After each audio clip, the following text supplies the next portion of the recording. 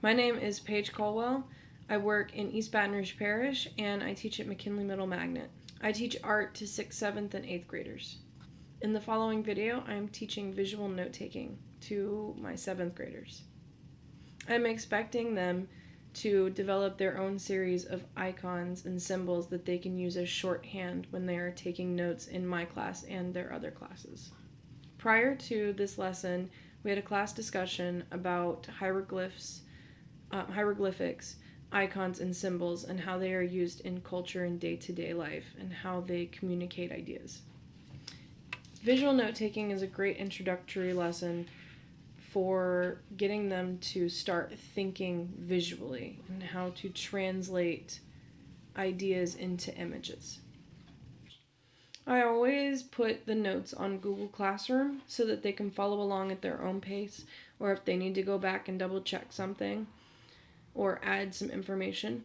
I also always include supplemental information like videos or music if I can find it that's relevant to help them if they want to further their understanding or if they didn't quite understand it the way that I explained it the first time.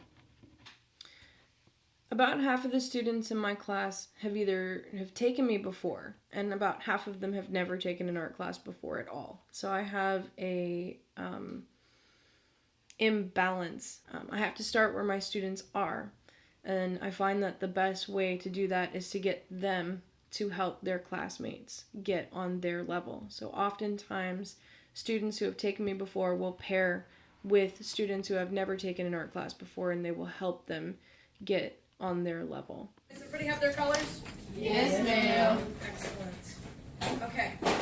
Who is my PowerPoint person tonight? Bring your stuff. You know how this works. Get your colors.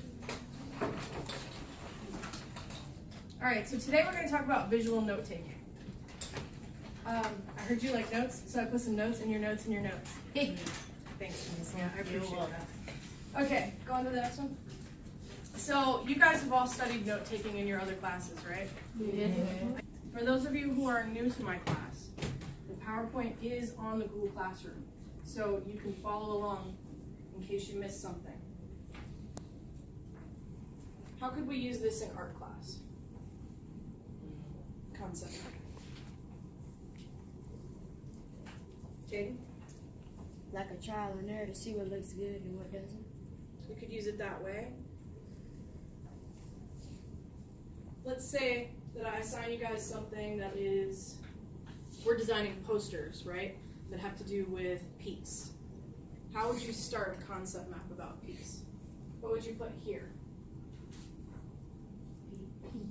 Peace. And then what would you put here?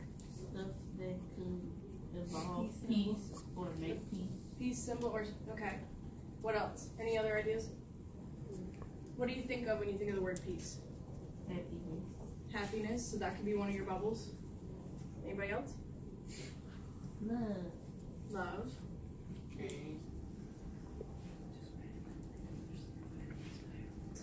Who can tell me what an icon is? Jayla? An icon is like a symbol to describe something. An icon is like a symbol to describe something. So like the little stick people on the bathroom signs, right? They're usually very simple, very easy to draw, okay? Because if you're taking notes using your visual vocabulary, you don't want to get held up or behind trying to draw something that's overly complicated.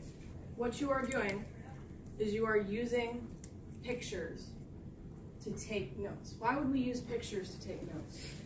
What are some reasons we would do that? Kelsey? It makes it easier to read it when you need to study. It makes it easier to read. Anybody else have any ideas? One of the Brandons?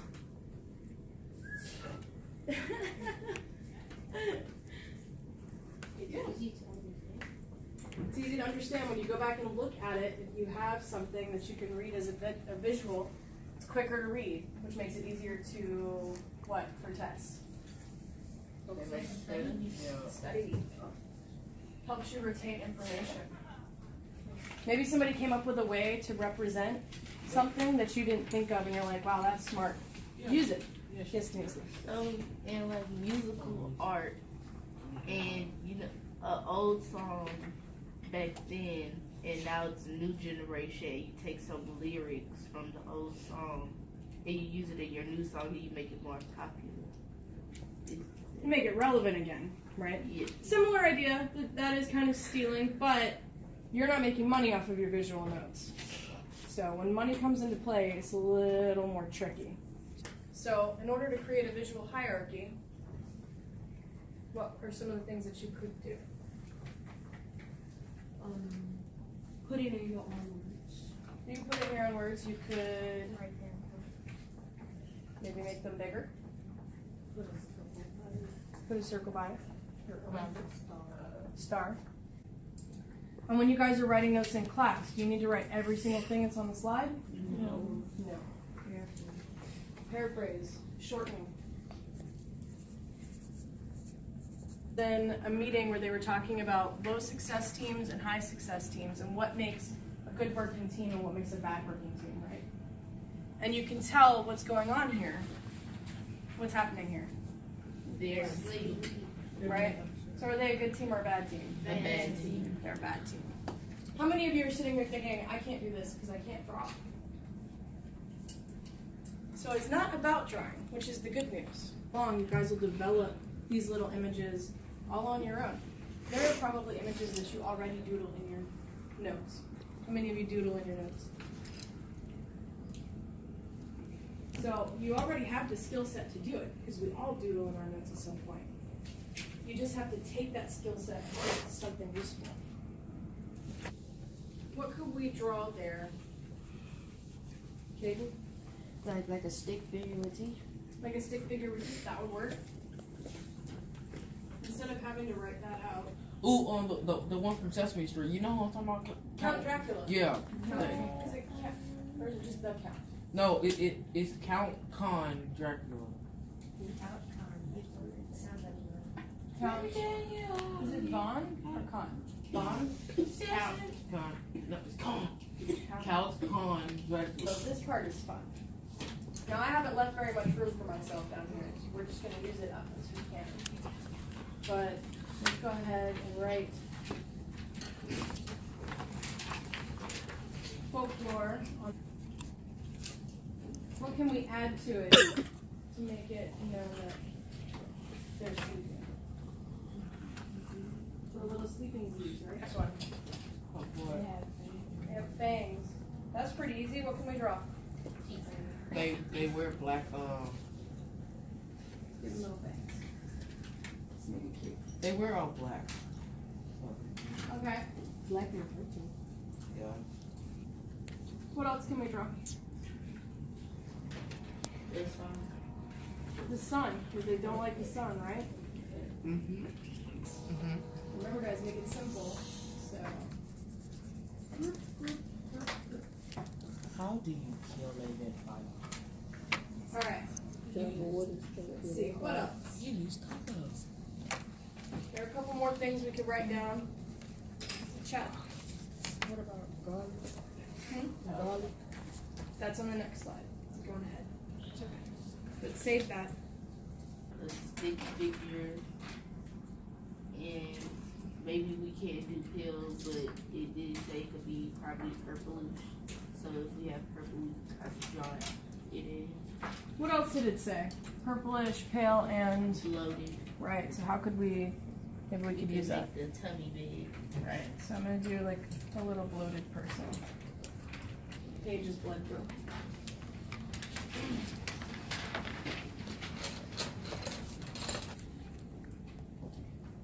And then you're gonna draw a little thing right there. So now it really looks like a nose. Alright, how else can we kill a vampire? A stake through the heart. A stake through the heart. The sun. The sun. Yes. I had something that actually made kill a vampire. Like, okay, so say if you have a taco and it's the garlic on One of my other classes suggested garlic bread. Feed them garlic bread. Alright, so let's start with a stake through the heart. How would we draw that? You draw a heart, and then you Draw a pencil with a Draw stick. with steak and then draw a heart like around it. How can we represent that?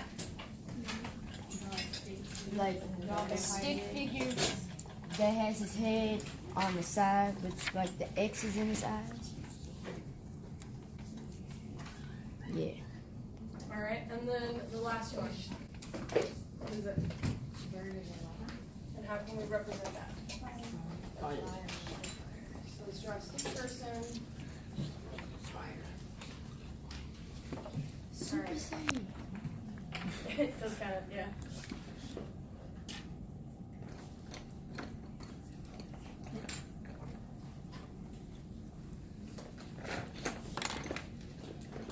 You guys feel like you're ready to do this on your own? Yeah. Yeah? Because now we get to do zombies. But this time I'm not going to draw along with you. You're going to have to do it on your own. So a zombie. Everybody ready? Wait, are the zombies like the first like mythical creature?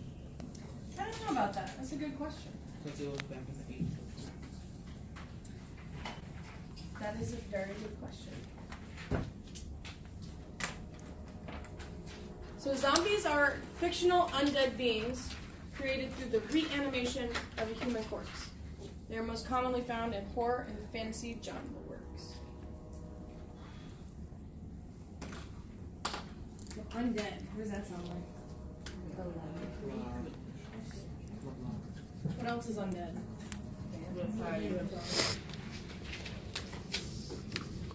Alright, let's go on. The first zombies. Zombies date back to the 8th century. The word zombie is said to have come from Nzambi. Now, I'm not sure if I'm saying that right again. Louisiana Creole or Haitian Creole that started in Africa, in the Congo. Because when the slaves came over, they got their tradition from Very good. Caden. necromancy.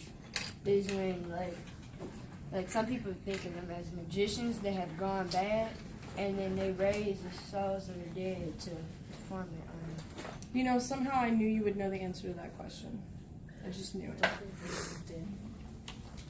Now, in the Haitian folklore, their sorcerers are called Bokors. And they are part of the voodoo religion. Now,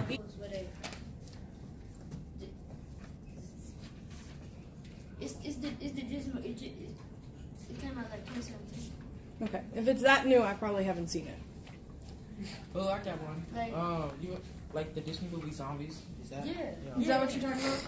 Okay. Sometimes it's by mental illness, and sometimes it's by being bitten by an infected person, like in The Walking Dead. That's how most people become zombies, right? Almost all of them are. My students understood and used the visual note-taking method wonderfully. They show me their notes as I walk around the class. After the video, they were given an assignment to create an icon for all of their classes that they could use while they take notes. A lot of my students will continue to use this method. They often come show me their notes from their other classes. I would like to start incorporating more of a guided note-taking approach with this lesson. I think it will give more responsibility to the students and further engage them. Thank you.